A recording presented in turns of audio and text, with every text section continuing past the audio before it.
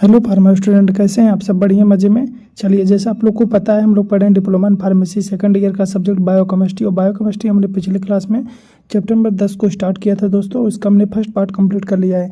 आज के लेक्चर में इसका सेकंड पार्ट होने वाला है। और आज के लेक्चर में हम पढ़ने वाले हैं इसका जो अगला टॉपिक है, water turn over and balance के बारे में। पिछली क्लास में दोस्तों हम बता दें, पिछली क्लास में हमने distribution and function of water in the body complete कर लिया था।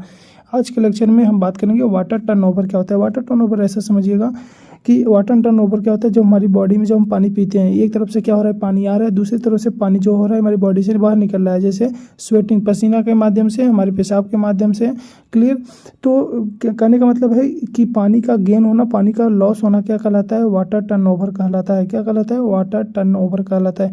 क्लियर? देखिए, वही चीज़ें हैं, हम वही चीज़ें आ गए हैं अपने टॉपिक के ऊपर। देखिए, water turn over, water turn over क्या होता है? शरीर में जो वाटर क्या होता है, स्थिर नहीं रहता है। कह रहे हैं कि जो शरीर में जो पानी है क्या रहा है, स्थिर नहीं रहता है, या लगातार लॉस या गेन के माध्यम से बदलता रहता है। यानी कहने का मतलब है पानी हमारी बॉडी के अंदर आता है और हमारी बॉडी से बाहर जाता है। इस प्रोसेस को वाटर टर्न ओवर कहते हैं। वाटर बैलेंस बनाए रखना शरीर के हीमोस्टेटिस के लिए बहुत जरूरी है। हीमोस्टेटिस का मतलब होता है हमारी बॉडी के इंटरनल एनवायरनमेंट को क्या करना है, कम मेंटेन करके रखना है, जिससे वो क्या हो, कांस्टेंट रहे और हमारी बॉडी की जो भी फिजिकल फंक्शन है, जो भी फिजियोलॉजिकल फंक्शन है, उस फंक्शन को क्या करें, परफॉर्म में मदद करें। जो भी फंक्शन अभी ऊपर हमने पढ़ लिया है, वाटर का क्या क्या फंक्शन होता है। वाटर इम्बैलेंस होने से, अगर वाटर में हमारी बॉडी में इम्बैलेंस हो गया तो उससे डिहाइड्रेशन या हो जाएगा या ओवर हाइड्रेशन हो जाएगा। इसलिए सब लोग कहते हैं देखो, पानी जितना चाहे उतना पियो, लेकिन ये जरूरी नहीं है। अगर आप अधिक पानी पी ले रहे हैं तो ओवर हाइड्रेशन की ऐसी स्थिति भी आ सकती है। इसलिए आपको पानी जितनी मात्रा में, किस क्लाइमेट में है, किस एरिया में है, आपकी एज कितनी है, उसके हिसाब से पानी आपकी बॉडी के हिसाब से हो सकती है। ये नहीं कि जितना पानी पी रहे हो आप जबरी पानी पी रहे हैं ना, ज़बरदस्ती पानी नहीं पियेंगे। और अगर कम पियेंगे तो डिहाइड्रेशन हो गया, और अधिक पियेंगे तो ओवर हाइड्रेशन की भी खतरा हो जाते हैं। आगे बात करेंगे दोस्तों, वाटर टर्न ओवर क्या होता है। देखिए, वाटर टर्न ओवर का मतलब होता है बॉडी में पानी लगातार बदलना या उपयोग होना, उसे हम कहते हैं water turn over. Source of water कह रहे हैं कि वाटर हमारी बॉडी में इंटर कैसे करता है। देखिए, जब हम ड्रिंकिंग वाटर करते हैं, जब हम पानी पीते हैं, उसके माध्यम से प्रतिदिन लगभग 1 से 2 लीटर जब हम पानी पीते हैं तो उसके माध्यम से पानी हमारी बॉडी में आता है। कुछ फूड के माध्यम से, जैसे फ्रूट हो गए हैं उसमें पानी होता है, वेजिटेबल्स हो गए, कुकड फूड होते हैं। अब खाना पानी में आप खाना बनाते हैं, वो सब्जी बनाते हैं, तो वो भी पानी हमारी बॉडी में इंटर आ रहा है। साथ में मेटाबॉलिक वाटर भी होते हैं, यानी बॉडी के मेटाबॉलिज्म से लगभग 0.3 लीटर क्या होते हैं, पानी हमारी बॉडी में आता है। यानी टोटल इंटेक कितनी बार हो रही है, 2 से 3 लीटर पर डे हमारी बॉडी में पानी आता है। लॉस ऑफ वाटर कहाँ से होता है। देखिए, यूरिन के माध्यम से सबसे मेजर होता है, जो 1.5 लीटर पर डे यूरिन के माध्यम से पानी हमारी बॉडी से बाहर निकलता है। फीसस के माध्यम से, मल के माध्यम से 0.1 लीटर, स्वेट्स पसीना के माध्यम से 0.5 लीटर, गर्मियों में बढ़ सकता है। साथ में इनसेसिबल लॉस होता है, जैसे रिस्पिरेटर, जब हम सांस लेते हैं उसके माध्यम से भी पानी का क्या होता है, लॉस होता है। स्किन से हमारी इवेपोरेट के माध्यम से लगभग 0.9 लीटर पर डे लगभग होते हैं। टोटल लॉस हो गया 2 से 3 लीटर पर डे। देखिए, जितना हमने इंटेक किया था उतना हमारी बॉडी में क्या हो गया, लॉस हो गया। कह रहे हैं कि मतलब इसी को क्या कहते हैं, इस तरह वाटर इंटेक वाटर लॉस बराबर रहते हैं, और यही वाटर बैलेंस कहलाता है। कहने का मतलब है जितनी अमाउंट में हम पानी पी रहे हैं उतने अमाउंट में हमारी बॉडी से पानी लॉस हो जाए, इसी को हम वाटर बैलेंस कहते हैं। क्लियर? वाटर बैलेंस देखिए क्या होता है, अभी ऊपर हमने पढ़ चुका है। तो वाटर बैलेंस का मतलब होता है बॉडी वाटर इनटेक बराबर बॉडी वाटर लॉस, यानी जितनी मात्रा में हमारी बॉडी वाटर को इनटेक करती है उतनी मात्रा में लॉस कर दे। यदि इनटेक ज़्यादा हो गया तो ओवर हाइड्रेशन का आपको देखने को मिलेगा। अगर बॉडी में अगर लॉस ज़्यादा हो गया तो आपको डिहाइड्रेशन जैसी समस्याएं देखने को मिलेंगी। Factor affecting water balance, water balance को कौन कौन से फैक्टर हैं जो अफेक्ट कर सकते हैं। पहला है टेम्परेचर। गर्मी में क्या होता है, एनवायरमेंट में स्वेटिंग से क्या हो जाती है, बढ़ जाती है टेम्परेचर। गर्म में क्या होता है, एनवायरनमेंट में क्या होता है, स्वेटिंग बढ़ती है, यानी कहने का मतलब पसीना बढ़ जाएगा। पसीना बढ़ जाएगा तो क्या, वाटर का लॉस ज़्यादा हो जाएगा, तो हमको गर्मी में क्या देखने को मिलेगा दोस्तों, डिहाइड्रेशन देखने को मिलेगा। साथ में फिजिकल एक्टिविटी से भी, एक्सरसाइज से भी वाटर लॉस बढ़ जाता है। अगर वाटर लॉस बढ़ जाएगा तो हमको फिर क्या देखने को मिलेगा, डिहाइड्रेशन हमको देखने को मिलेगा। क्लियर? साथ में हेल्थ स्टेटस यानी फीवर, डायरिया, वोमिटिंग से भी वाटर लॉस बढ़ जाता है। अगर आपको वोमिटिंग हो रहा है, डायरिया, लूज मोशन हो रहे हैं, तब भी आपको अगर वाटर की बढ़ गया तो मतलब वाटर का लॉस बढ़ गया, वाटर का लॉस हो गया तो मतलब डिहाइड्रेशन। डाइटरी इंटेक यानी साल्ट इंटेक कर रहे हैं तो वाटर रिटेंशन पर असर पड़ता है, यानी वाटर हमारी बॉडी में अगर रुक रहा है, तो अगर बॉडी में हमारी रुक रहा है तो लॉस नहीं हो पा रहा है, तो उसे ओवर हाइड्रेशन जैसी समस्याएं देखने को मिल सकती हैं। बात करेंगे रेगुलेशन ऑफ वाटर बैलेंस। देखिए थर्स्ट मैकेनिज्म होता है जो कि हमारे वाटर बैलेंस को वाटर बैलेंस को मेंटेन करता है, रेगुलेट करता है। जैसे जब पानी की जब कमी होगी तो प्यास लगेगी, और तभी लगेगी जब आप हमारी बॉडी में कमी होगी वह पानी की। देखिए हाइपोथैलेमस में ऑस्मो रिसेप्टर होते हैं, यानी डिहाइड्रेशन को डिटेक्ट करते हैं। जब हमारी बॉडी में पानी की कमी होती है तो उसे डिटेक्ट करते हैं और थर्स्ट इंड्यूस करते हैं, यानी हमको जो प्यास होती है वो हमारी क्या होती है, इंड्यूस कर देते हैं, तब हमको प्यास लगती है। और किडनी में इसमें क्या करता है, एडीएच हार्मोन जो होता है, एंटी डाययूरेटिक हार्मोन जो होते हैं वाटर रीअब्जॉर्प्शन को बढ़ा देते हैं, जिससे पानी हमारी बॉडी में क्या होता है, किडनी के माध्यम से अधिक अमाउंट में क्या होता है, एब्जॉर्ब हो जाता है। एल्डोस्टेरॉन सोडियम रिटेंशन और वाटर रिटेंशन में भी मदद करते हैं। क्लिनिकल इंपॉर्टेंस की बात करें तो डिहाइड्रेशन में इनका योगदान है, जैसे फैटिग, डिजीनेस, हाइपोटेंशन में। ओवर हाइड्रेशन में जैसे हाइपोनेट्रीमिया में इडेमा जैसे सूजन कंडीशन जैसे देखने को मिल सकती है। फ्लूइड थेरेपी के माध्यम से देखें तो आईवी फ्लूइड से बैलेंस को रिस्टोर किया जाता है। क्लियर। आगे बात करेंगे दोस्तों electrolyte composition of body fluid, dietary intake and electrolyte balance के बारे में। देखिए इलेक्ट्रोलाइट वे सब्सटेंस होते हैं जो बॉडी फ्लूइड में डिजोल्व होकर आयंस बनाते हैं। ये हमने पिछली क्लास में भी बात कर लिया था। और इलेक्ट्रिकल चार्ज धारण करते हैं। ये cellular function, nerve conduction, muscles construction, fluid balance और एसिड बेस बैलेंस में आवश्यक होते हैं। बॉडी में इलेक्ट्रोलाइट की सही मात्रा और संतुलन हेल्थ और सर्वाइवल के लिए क्रिटिकल है। यानी मुख्य इलेक्ट्रोलाइट कौन है, जैसे सोडियम, पोटेशियम, कैल्शियम, मैग्नीशियम, साथ में क्लोराइड, बाइकार्बोनेट, फास्फेट, ऐसा हमने पिछली क्लास में भी बात कर लिया है। आगे बात करेंगे दोस्तों electrolyte composition in body fluid. Body fluid में इलेक्ट्रोलाइट का क्या क्या कंपोजिशन है। देखिए सबसे पहले क्या, इंट्रासेलुलर फ्लूइड। इंट्रासेलुलर फ्लूइड क्या होते हैं दोस्तों, हमने इस बात में बात कर लिया था कि जो हमारे सेल्स के अंदर पाए जाने फ्लूइड है उसे इंट्रासेलुलर फ्लूइड कहते हैं। बॉडी वाटर का लगभग 2/3 भाग होता है। मेजर कैटायन इसमें कौन होती है, इंट्रासेलुलर में पोटेशियम। मेजर एनायन क्या होते हैं, फॉस्फेट और प्रोटीन्स पाए जाते हैं। फंक्शन ऑफ इंट्रासेलुलर फ्लूइड की बात करें तो सेल वॉल्यूम को मेंटेन करता है, मेटाबॉलिक रिएक्शन, एंजाइम एक्टिविटी को रेगुलेट करता है, साथ में न्यूट्रिएंट एंड वेस्ट ट्रांसपोर्ट को सेल के अंदर क्या करता है, उसे ट्रांसपोर्ट कराता है। न्यूट्रिएंट को, वेस्ट को क्या होता है, ट्रांसपोर्ट करता है सेल के अंदर या बाहर। जो न्यूट्रिएंट है उन्हें सेल के अंदर भेजेगा, जो वेस्ट चीज़ें उन्हें सेल के बाहर लाएगा।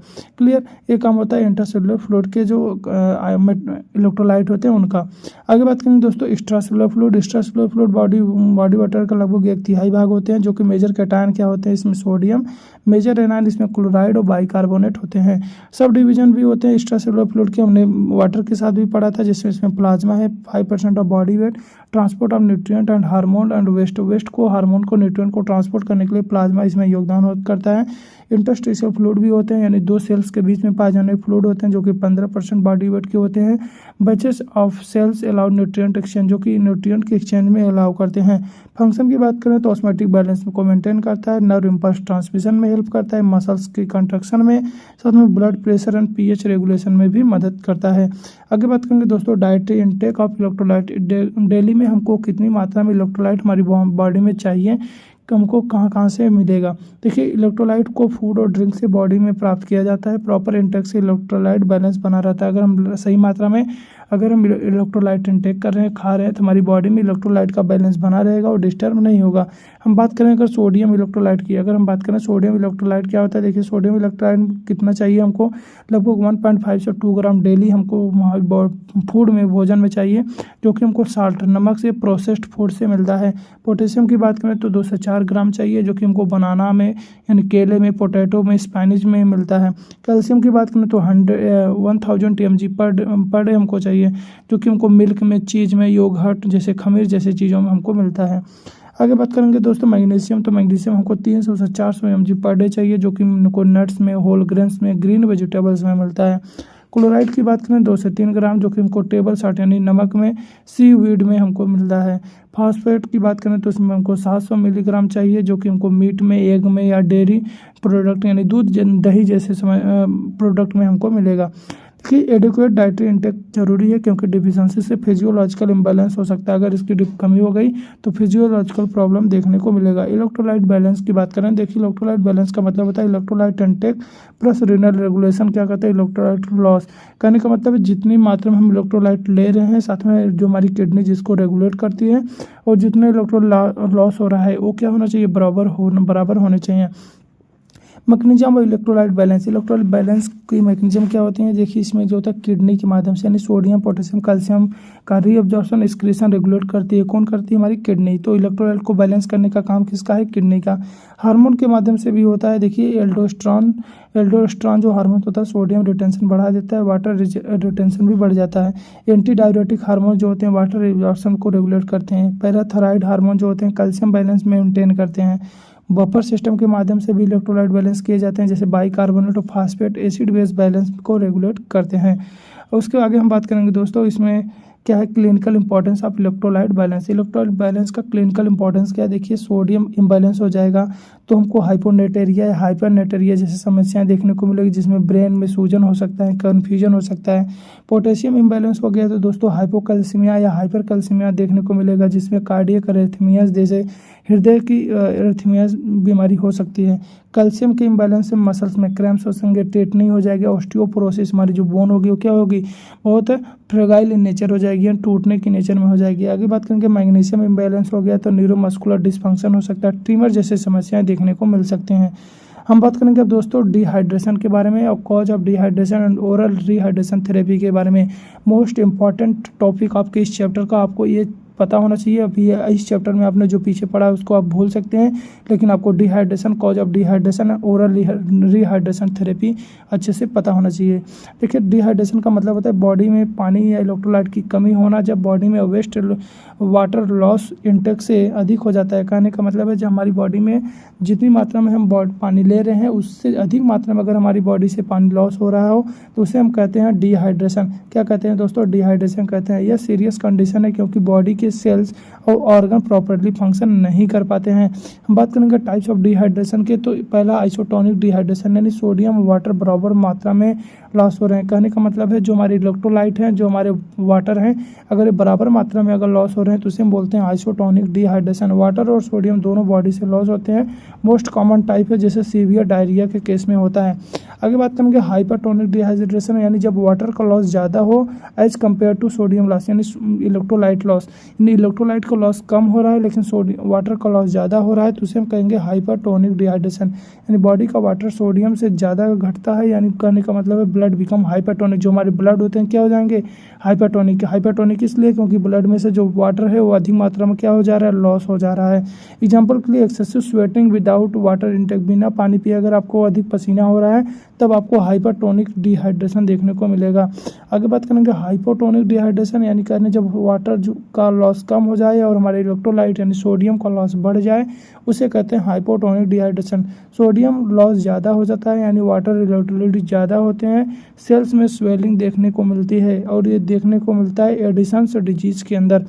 कॉज ऑफ डिहाइड्रेशन, किसके कारण डिहाइड्रेशन होता है? देखिए तो वाटर इलेक्ट्रोलाइट का लॉस कई कारणों से हो सकता है। पहले गैस्ट्रोइंटेस्टाइनल कॉज, हमारे जीआईटी के कारण कुछ वाटर का डिहाइड्रेशन यानी वाटर की कमी हो सकती है, पानी की कमी हो सकती है हमारी बॉडी में। जैसे डायरिया हो गया तो वाटर और सोडियम दोनों लॉस होते हैं। वोमिटिंग हो गया, उल्टी होना, तो वाटर सोडियम पोटेशियम लॉस हो जाते हैं। माल एब्जॉर्प्शन हो सकता है, nutrient and fluid properly absorb नहीं हो पाते हैं।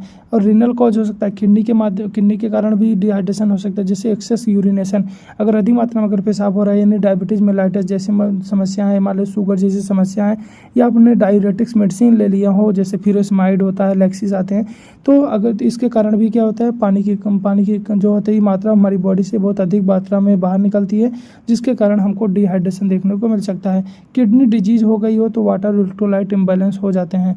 स्किन एंड रेस्पिरेटरी कॉज के कारण भी डिहाइड्रेशन होगा, जैसे एक्सेस स्वेटिंग हो गया, बहुत अधिक स्वेटिंग हो रहा है, हॉट क्लाइमेट हो या आप अधिक से अधिक एक्सरसाइज कर रहे हैं तब भी आपको स्वेटिंग हो रहा है तो इससे भी पानी का लॉस होगा। फीवर के केस में इंक्रीज इनसेंसिबल वाटर लॉस होते हैं, जिससे क्या होते हैं हमारी बॉडी में वाटर की कमी हो जाती है। रिस्पिरेशन के कारण यानी इवेपोरेशन थ्रू लंग्स के कारण इवेपोरेशन होता है, यानी पानी क्या होता है इवेपोरेट होकर बाहर उड़ जाते हैं सांस लेने के टाइम पे, तब भी हमारी बॉडी में पानी की कमी हो सकती है। आगे बात करेंगे पुअर वाटर इंटेक, अगर आप पानी ही कम पी रहे हैं यानी लिमिटेड वाटर इंटेक कर रहे हैं तो एडल्ट इन्फेंट में ये अधिक देखने को मिलता है कि क्या होते हैं, वो बूढ़े जो बच्चे होते हैं पानी कम पीते हैं, जिसके माध्यम से क्या होता है उनके बॉडी में पानी की कमी देखने को मिलती है। साइन एंड सिम्टम्स की बात करें, अगर पानी की कमी हो गई तो क्या क्या सिम्टम्स देखने को मिलेगा। आपको प्यास लगेगी, साथ में आपका माउथ, आपका स्किन सूखी रहेगी, रिड्यूस यूरिन आउटपुट, आपको पेशाब कम होगा, साथ में वीकनेस एंड फैटिग, कमजोरी, थकान महसूस होगी, डिजीनेस, हाइपोटेंशन, आपको चक्कर या ब्लड प्रेशर कम हो जाएगा। सूखन आइस यानी आंखें आपकी डूबी हुई रहेंगी, मतलब सूखी हुई लगेंगी। आगे बात करेंगे इसका इलाज क्या है। ओरल रिहाइड्रेशन थेरेपी क्या है, इसका इलाज क्या है। इलाज एक ही है दोस्तों, वही अगर पानी की कमी हो गई है तो पानी को बढ़ाओ और पियो, और क्या। देखिए ओरल रिहाइड्रेशन थेरेपी जो होता है डिहाइड्रेशन ट्रीटमेंट का सबसे कॉमन इफेक्टिव तरीका है। प्रिंसिपल क्या है तो इसका वाटर इलेक्ट्रोलाइट यानी sodium potassium plus glucose stimulation दिए जाते हैं, यानी ग्लूकोज सोडियम एब्जॉर्प्शन को इन्हेंस करता है। वाटर और इलेक्ट्रोलाइट क्विकली बॉडी में क्या हो जाते हैं, स्टोर हो जाते हैं। और कंपोजिशन ऑफ ORS की बात करें तो कितना ORS रिकमेंडेड होता है WHO वर्ल्ड हेल्थ ऑर्गेनाइजेशन के हिसाब से। तो जो सोडियम होता है दोस्तों 500 मिली इक्विवेलेंट ग्राम होता है, ग्लूकोज हमारे 75 मिली मोल होते हैं, पोटेशियम हमारे 20 मिली इक्विवेलेंट होते हैं, सिट्रेट बाइकार्बोनेट 10 मिली मोल होते हैं। टोटल ऑस्मोलिटी की बात करें तो लगभग 245 मिली ऑस्मोलीटर हमारे जो होते हैं ORS में वो दिए जाते हैं। ORS सोल्यूशन जो होता है डाइल्यूट फॉर्म में दिया जाता है। ओरल कंसंट्रेशन सोल्यूशन नुकसानदायक हो सकता है। कहने का मतलब है ये नहीं कि आप पाउडर खरीदें और उसको एकदम गाढ़ा करके पी लें, ऐसा नहीं, उसको हमको डाइल्यूट करना पड़ेगा, यानी कहने का मतलब उसमें अधिक मात्रा में वाटर मिला के तब उसे हम पीते हैं।